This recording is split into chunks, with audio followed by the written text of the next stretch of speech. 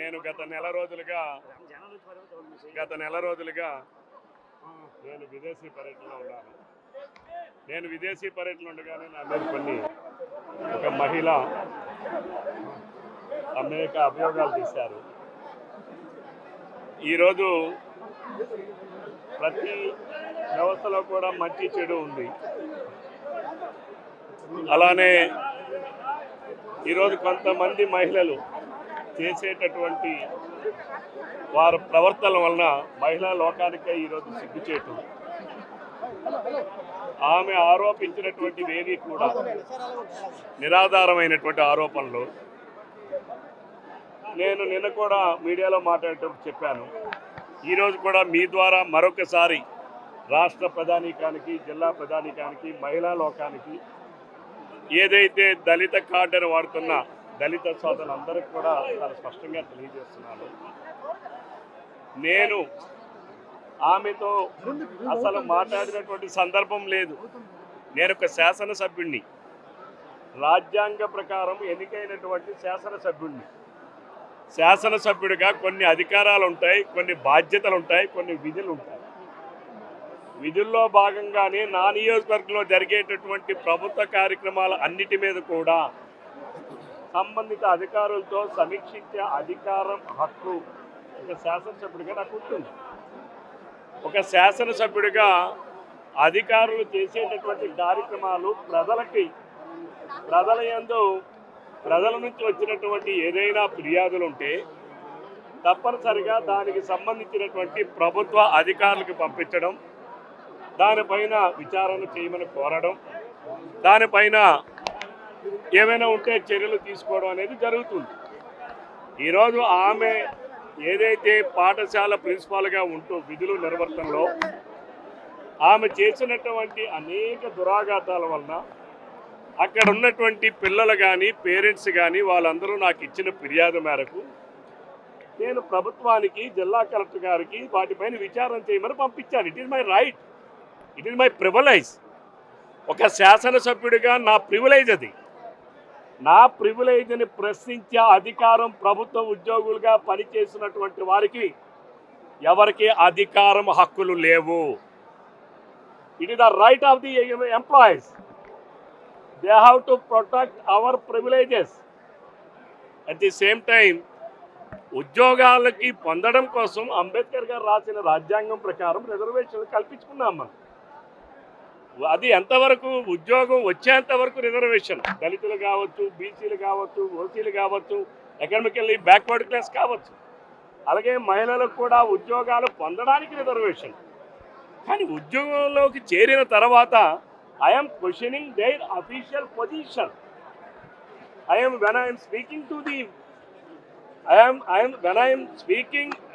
when I am reviewing with the official position. అక్కడ మహిళలు ఉన్నారా, పురుషులు ఉన్నారా, వాళ్ళ దళితులా, లేకపోతే ఇంకో జాత, బీసీలా అనేటటువంటిది అక్కడ కాదు. ఈ స్పష్టత అనేది అందరికీ రావాలని చెప్పి నేను విజ్ఞప్తి చేస్తున్నాను మీ ద్వారా. ఎప్పుడూ కూడా దళితులు ఈరోజు ఇదే కేజీబీబీ పాఠశాలలో పనిచేస్తున్నటువంటి వారి కోసం, వారి జీతభత్యాల కోసం శాసనసభలో మాట్లాడినటువంటి వ్యక్తి. ఈరోజు ఆమె నా పైన నిరాధారమైనటువంటి ఆరోపణ. ఆమె బహుశా మహిళా జాతికే ఇటువంటి వాళ్ళ ప్రవర్తన వల్ల ఒక మచ్చగా మిగిలిపోతుంది. నేను ఉన్న సమయంలో కావచ్చు, లేని సమయంలో కావచ్చు, ఒక మహిళ నిరాధారమైనటువంటి ఆరోపణ. ఆమె ఆడిన భాష, ఆమెకు ఆ భాష తాలూకా అర్థం తెలుసో లేదు. శారీరకంగా నన్ను హింసపెట్టారు. శారీరకంగా హింసపెట్టాలంటే ఒక ఇద్దరు వ్యక్తులు కలవాలి. నేను అదే అడుగుతున్నాను మీ ద్వారా. ఈరోజు ఎవరైతే ఆమె మాటలని పట్టుకొని ఎవరైతే ప్రశ్నిస్తూ ఉన్నారో, దానిని ఎవరైతే కులం కార్డు ఉపయోగిస్తున్నారో వాళ్ళందరికీ నేను అడుగుతా ఉన్నాను, శారీరక హింస అంటే ఎలా జరుగుతుంది? ఇద్దరు వ్యక్తులు కలయిక ద్వారానే శారీరక హింస జరుగుతుంది. నేను అడుగుతా ఉన్నాను మిమ్మల్ని, let you show me the proofs. ఆధారాలు చూపించండి. నేను ఎప్పుడు వారిని కలిశాను, ఎక్కడ కలిశాను, ఏ రూపంలో కలిశాను చెప్పాలి కదా. ఇక మానసిక హింస. అసలు మానసిక హింస పెట్టడానికి అసలు ఆమెతో నేను ఎప్పుడు మాట్లాడాను, ఎక్కడ మాట్లాడాను, ఏ రూపంలో మాట్లాడాను? ప్రజలు నాకు ఇచ్చినటువంటి ఫిర్యాదుల కోసం నా కార్యాలయంలో, నాది తెలుగుదేశం పార్టీ కార్యాలయం అంటే అది మాకు ఆంధ్రరాష్ట్ర ప్రజలకి అదొక దేవాలయం. దేవాలయం లాంటి కార్యాలయంలో నేను అధికారులకి అనేక డిపార్ట్మెంట్ వాళ్ళకి రివ్యూ పిలిచేటప్పుడు రివ్యూలు చేస్తుంటానే. ఆ రోజు నేను చేసిన రివ్యూలో ఆమెతో పాటుగా ఇంకొక 2 ప్రిన్సిపల్స్ ఉన్నారు, వాళ్ళ జిల్లా అధికారి, అసిస్టెంట్ ప్రాజెక్ట్ కోఆర్డినేటర్ ఎస్ఎస్ఏ వారు ఉన్నారు. వారి సమక్షంలో నేను రివ్యూ చేశా. ఆమె అడ్మిషన్స్ మీద ఫిర్యాదులు వచ్చాయి. నేను 3 పాఠశాల ప్రిన్సిపల్ని రమ్మనమన్నా. వాళ్ళని మీరు ఏ రకంగా అడ్మిషన్స్ చేస్తారు, ప్రభుత్వ నిబంధనలు ఏం చెప్తున్నాయి, మీరు ఏ రకంగా చేశారు అనే వివరాలు చెప్పమని నేను కోరా. రిమైనింగ్ 2 ప్రిన్సిపల్స్ కూడా చెప్పారు ఆన్లైన్లో అప్లికేషన్ తీసుకుంటారని, అవన్నీ స్క్రూటినీ చేసి ఎస్పీడీ ఆఫీస్ నుంచి మాకు లిస్టు పంపిస్తారని, దాని ప్రకారం మేము అడ్మిషన్ చేస్తామని, ఎవరైనా జాయిన్ కాకపోతే ఆ వేకెన్సీస్ ఉంటే వాటిలో కొత్త వాళ్ళకి ఆఫ్లైన్లో చేస్తామని స్పష్టంగా చెప్పాను. కానీ ఈమె మాత్రం ఎటువంటి వివరాలు తీసుకురాలా. ఆమెకి ఏమ్మా నువ్వు వివరాలు తీసుకురాలేదని అడిగితే నన్ను ప్రశ్నిస్తారేంటని తిరిగి నన్ను ప్రశ్నించారు. మీరు ఇంకా గట్టిగా ఏడ్చి వాయిస్ను పెంచి, మీరు నన్ను అడగడం ఏంటి అని వాయిస్ను పెంచి, ఇంకా మరి ఆ రోజుల్లో మనకు ఒక ఇది ఉంది, నటి సావిత్రి అని మనం మాట్లాడుతుంటాం. సావిత్రి గారు కూడా ఈవిడ దగ్గర బలాదూర్, ఆమె దగ్గర చాలా బలాదూర్, చాలా గట్టిగా ఏడ్చి. ఆ రోజున అదే ఆఫీసులో 200 మంది ప్రజలు ఉన్నారు అక్కడ, దే ఆర్ ఆల్ విట్నెస్. ఆమె ఇంకా ఒక అడుగు ముందుకేసి నేను మా తమ్ముడిని పిలిపిస్తా, మీ సంగతి చూస్తాడని నన్ను బెదిరిస్తుంది. ఆ తమ్ముడు ఎవరంటే పోస్కో కేసులో అరెస్ట్ అయినటువంటి వాడు, రౌడీ షీటర్ ఉన్నటువంటి వాడు తమ్ముడు. వాడు నా తమ్ముడిని పిలిపిస్తా, మీ సంగతి చూస్తాడని మాట్లాడితే ఒక శాసనసభ్యుడిని రివ్యూ చేసేటప్పుడు నా ప్రివిలేజెస్కి భంగం కలిగే విధంగా ఉద్యోగి ప్రవర్తించే హక్కు, అధికారం ఏ ఉద్యోగికైనా ఉందా? వాళ్ళు ఆడవాళ్ళ, దళితుల, మగవాళ్ళ, లేకపోతే బీసీల, ఓసీల అనేది కాదక్కడ. అలానే ఆమె మీద వచ్చిన ఫిర్యాదులు చాలా తీవ్రమైనటువంటివి. Irregular admissions. ఆమె ఎవరైనా దళితుల్లో, ఈమె చెప్తుంది నేను దళితుల్లో గొప్ప కుటుంబం నుంచి వచ్చానని. ఆమె పేదరికం లేకపోవచ్చు, ఆమె గొప్ప కుటుంబం ఉంది, ఆమె చెప్తుంది. కానీ ఎవరైతే దళితుల్లో పేద కుటుంబాలు ఉంటాయో వాళ్ళ బిడ్డలు ఎవరైనా స్కూల్కి వెళితే ఈ పిల్ల ఏంటి నల్లగా ఉంది, ఈ పిల్ల డ్రెస్ ఏంటి అసహ్యంగా ఉంది, దీనికి నేను సీట్ ఇవ్వను, మీరు తీసుకెళ్ళిపోండి అని నిష్కర్షంగా ఆ తల్లిదండ్రుల ముందే మాట్లాడినటువంటి సందర్భాలు కోకొల్లలో ఆ తల్లిదండ్రులకు ఫిర్యాదు చేశారు. ఈమె ఆ స్కూలుకు వచ్చినటువంటి ప్రావిజన్స్ ఏదైతే నిత్యావసరం ఉంటాయో అవన్నీ కూడా తరలించడం, వాళ్ళకి అరాకొర తిండి పెట్టడం, ఆ అరాకొర తిండి పెట్టేటటువంటి పరిస్థితుల్లో వాళ్ళ పిల్లలు కూడా నాకు కంప్లైంట్ చేయడం ఫోన్ల ద్వారా, అలాగే తల్లిదండ్రుల మీద కేసులు పెట్టడం, ఇర్రెగ్యులర్గా ఆమె ఓడి అని చెప్పి పాఠశాల విధిపెట్టి వెళ్ళిపోవడం, వారంలో 3-4 రోజులు అసలు స్కూల్కే రారు. అలాగే పిల్లల దగ్గర నుంచి పాఠశాల పనుల కోసం అని చెప్పి ప్రతిసారి డబ్బులు వసూలు చేయడం, ఈ రకమైనటువంటి విధానాలతో ఆమె పైన అనేక ఫిర్యాదులు వస్తే ఆ ఫిర్యాదులకు అనుగుణంగా ప్రభుత్వాన్ని, అధికారులకి నేను వాటి ఫిర్యాదులను పంపిస్తే శాసనసభ్యుడిగా ఇది నా విధి, నా బాధ్యత. నేను ప్రజల కోసం ఉన్నాను, మా నియోజకవర్గ ప్రజలకి మంచి జరగాలని ఉన్నాను. నేనేదో నెలవారీ ఇచ్చేటటువంటి హానోరియం కోసమో టీఏటీఏల కోసమో నేను ఎమ్మెల్యేని కాలా. దానిపైన ఆమె మాట్లాడడం, మరి ఆమె ఏదో సోషల్ మీడియాలో నేను వీడియో కాల్ చేశానని మాట్లాడారు. పాపం ఆ సాక్షి టీవీ వాడు ఆపసోపాల పడ్డాడు ఆమెతోని అబద్ధాలు మాట్లాడించడానికి. వాడిని చూసి నాకు చాలా జాలేస్తూ ఉంది. నేను మాట్లాడినటువంటి కాన్ఫరెన్స్ కాల్స్, అందులో 3 మహిళా ఉపాధ్యాయులు ఉన్నారు, అందులో నా కంప్యూటర్ ఆపరేటర్ ఉన్నాడు, ఎవరైతే నాకు ఫోన్ కాల్ చేస్తారో. ఎక్కడైనా పాపం సాక్షి టీవీలో ఆ 3 ఆడపిల్లల్ని బ్లర్గా చూపించి కోన రవికుమార్ ఫోటోని బ్రైట్గా పెట్టి మరి దానిని ఆయన ఇగోండి కోన రవికుమార్ గారు అర్ధరాత్రి పోతే నేను అర్ధరాత్రి ఎవరితో మాట్లాడా 8:15కి నేను కాల్ చేశా. అర్ధ గంట ముందు వాళ్ళకి కాల్ చేసి మా ఆఫీసు నుంచి ఇలాగ ఎమ్మెల్యే గారు మీతో ఫోన్లో మాట్లాడతారు, మీరు మళ్ళీ మీకు కాల్ చేస్తామని వాళ్ళు తెలియపరిస్తే మీరు ఒకసారి ఆ కాల్ మీరు ఆమె ఇచ్చినటువంటి అది కూడా పరిశీలించండి. మిగిలిన 2 ఉపాధ్యాయులు కూడా వాళ్ళు కూడా రాత్రి 8 కదా అయింది. ఇంటికి వెళ్ళాక వాళ్ళు కూడా వాళ్ళకు నచ్చినటువంటి దుస్తుల్లో ఉండొచ్చు, కానీ ఒక డీసెన్సీగా కనబడడం కోసం వాళ్ళు ఏ రకమైన దుస్తులు ధరించారు, ఈమె ఏ రకంగా వచ్చిందో మీరు ఆ ఫోటోలో ఒకసారి గమనించండి. హౌ ఎడిమెంట్లీ అంటే ఆమె ప్రవర్తన ఎలా ఉంటుందో ఆ ఫోటోయే నిదర్శనం. ఈరోజు కోన రవికుమార్ 10 తర్వాత మాట్లాడతాడు, ఆడవాళ్ళతో లెట్ యూ షో. ఎక్కడైనా ఎవరితోనైనా ఒక సంభాషణ, ఒక కాల్ రికార్డు మీరు ఒక్కటైనా చూపించండి. నేను అందుకే నిర్ణయం తీసుకున్నా, వాస్తవాలు ఇంకా ప్రజలకు తెలియాలి. అందుకే ఈరోజు నేను ఇప్పుడే జిల్లాకు వస్తున్నాను, నియోజకవర్గానికి వెళ్తున్నాను. తప్పనిసరిగా ఆమె పైన, ఆమెకి మద్దతు ఇస్తూ ఆమె చెప్పిన మాటలను పట్టుకొని నా పైన నిరాధారమైన ఆరోపణలు చేసినటువంటి ప్రతి ఒక్క వ్యక్తి పైన విచారణ జరిపించాలని పోలీస్ స్టేషన్లో కేసు ఫైల్ చేస్తాను. ఎందుకు ఇంత దారుణమైనటువంటి నిందలు వేయాల్సి వచ్చింది? కారణం ఆమె ఆమె ఆమె దురాఘాతాల మీద, మీకు ఇంకా అర్థం కాలేదా? ఆమె దురాఘాతాల మీద ఎప్పుడైతే విచారణ చేయమన్నామో కలెక్టర్ గారు ఒక డిప్యూటీ కలెక్టర్ స్థాయి ఒక మహిళని ఎంక్వైరీకి పంపించారు, విచారణ చేశారు, అందులో వాస్తవాలు ఉన్నాయని చెప్పారు. అలాగే జిల్లాలో ఇంకా ఒక 2 ఉపాధ్యాయుల మీద కూడా, ప్రిన్సిపాల్స్ మీద కూడా ఏవో ఫిర్యాదులు ఉన్నాయి. వారు జిల్లా అడ్మినిస్ట్రేషన్ ముందు తాత్కాలికంగా ట్రాన్స్ఫర్ చేశారు. Transfer is not a punishment.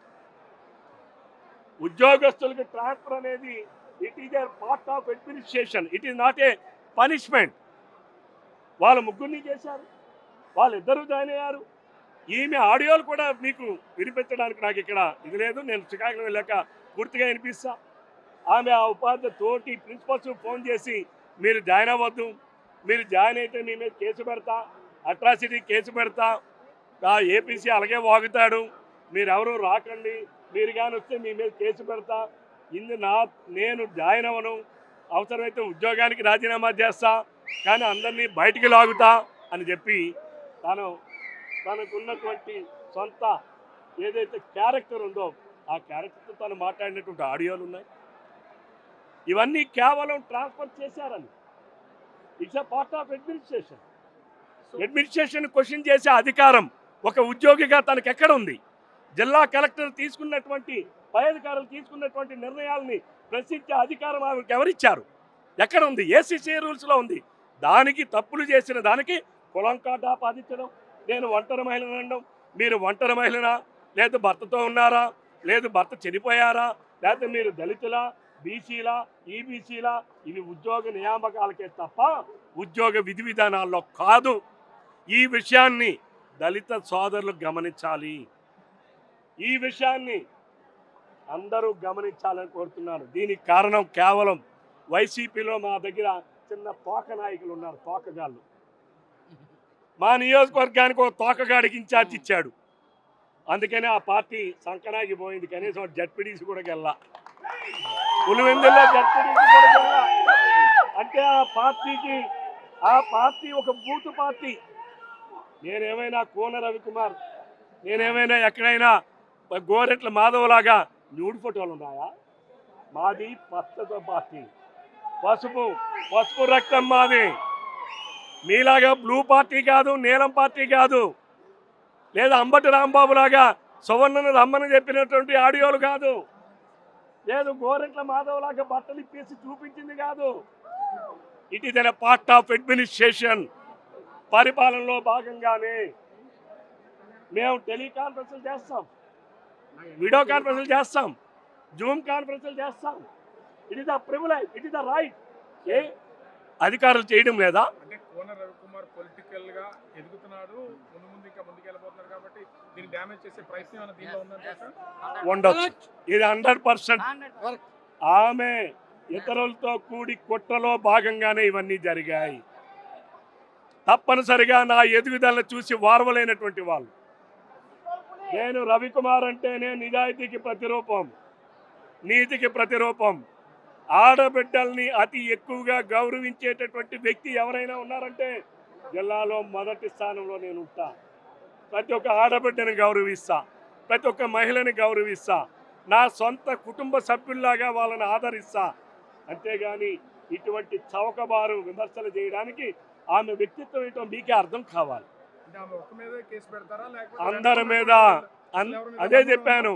ఆమె చేసిన నిరాధారమైన ఆరోపణలు పట్టుకొని ఎవరైతే తిరిగి నిరాధారమైన ఆరోపణలను ఆమె చేశారో వాళ్ళందరి మీద కేసు పెడతా. అంతేకాదు I'm going to file A deformation suit.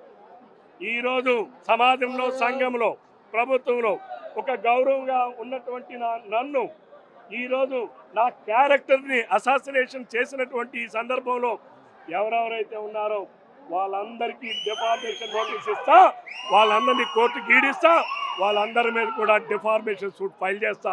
అంతేకాదు నేను రేపు అసెంబ్లీలో కూడా తప్పనిసరిగా ప్రివిలేజెస్ కమిటీ ఉంది. నా బ్రీచింగ్ ఆఫ్ ప్రివిలేజెస్,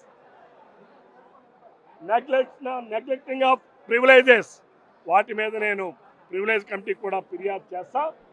ఎవరెవరైతే నిరాధారమైన ఆరోపణ చేసిన ఈ తోకగాలని, ఏకగాలని అందరినీ కూడా తప్పనిసరిగా చట్టం ముందు వాళ్ళందరినీ నిలబెడతా. వాళ్ళని విడిచిపెట్టే ప్రసక్తే లేదు. ఆమెతో పాటుగా వాళ్ళందరినీ నిలబెడతా. మీ ప్రభుత్వం మంత్రివర్గ విస్తరణ చేపడుతుంది, దాంట్లో కోన రవికుమార్ పేరు వినపడుతుంది కాబట్టి ఇది ఆద్యంతంతో జరుగుతుంది అనేది కూడా ఉంది. దీంట్లో వాస్తవాలు అవాస్తవాలు మీరే చెప్పాలి మీరు అడిగిన ప్రశ్నకి. బట్ కుట్ర అయితే ఉంది అనేది నేను నమ్ముతా ఉన్నా. అది ఏ రకమైన కుట్రనా, ప్రతిపక్షాల కుట్ర, ఆ వ్యక్తుల సంభాషణలు కూడా నా దగ్గర ఆడియో రికార్డులు ఉన్నాయి. వెధవలు కూడా, అంటే నా కాలు చెప్పు విలువ కూడా చేయనటువంటి వెధవలు కూడా మాట్లాడేటటువంటి వాళ్ళు ఉన్నారు.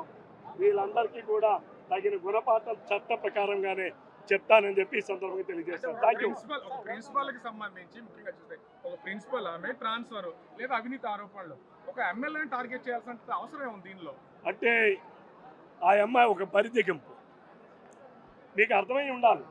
శారీరకంగా నన్ను హింసపెట్టారని ఒక ఆడపిల్ల మాట్లాడిందనంటే, ఆధారాలు లేనటువంటి భాషను మాట్లాడిందనంటే ఆ అమ్మాయి బరితెగింపు. మహిళల్లో కూడా ఎక్కడో ఒకరో ఇద్దరో ఉంటారు బరిదెంగించే వాళ్ళు, ఆ కోవకి చెందుతుంది. మరి నిన్న ఆఖరి డ్రామా కూడా అయిపోయింది. నేను ఆత్మహత్య చేసుకుంటా, నా చావు కాను ఎమ్మెల్యే. నిన్న ఆఖరి డ్రామా అయిపోయింది. ఈరోజు ప్రేక్షకులు వెళ్ళారు, వైసీపీ వాళ్ళెవరో మేరు నాగార్జున ఇంకెవరెవరో వెళ్ళారంటే ప్రేక్షకులు వెళ్ళారు. నిన్న డ్రామా, లాస్ట్ డ్రామా కూడా అయిపోయింది. ఆమె నేను నిద్ర మాత్రం 40 మింగిన నిద్ర మాత్రలు మింగితే ఆమె ఎవరైనా మెలుకుంటారా? పామలో ఉండాలి. అంటే నిన్న డాక్టర్లు ట్రీట్మెంట్ చేస్తే ఆమె పొట్టలో కనీసం వెళ్ళంగానే డాక్టర్లు చేసే ట్రీట్మెంటు మన పొట్టని క్లీన్ చేస్తారు. ఎవరు ఏదైనా తాగారు లేకపోతే ట్యాబ్లెట్ మింగారంటే, అందులో ఏమీ లేదు. అంటే ఆమె ఎంత డమాలుగా యాక్ట్ చేస్తుందో, ఆమె నటి సావిత్రిని కూడా మించిపోయినటువంటి నటనని, మరి ఆ నటనలో మాత్రం ఆవిడకి ఫస్ట్ ఇవ్వాలి. తప్పనిసరిగా చట్టం అంటే ఏమిటో, రూల్స్ అంటే ఏమిటో, ఎలా పనిచేయాలో నేను తప్పనిసరిగా వాళ్ళందరికీ తెలియజెప్పే విధంగా చట్ట ప్రకారం ముందుకు వెళ్తానని చెప్పి ఈ సందర్భంగా తెలియజేస్తున్నాను. Thank you.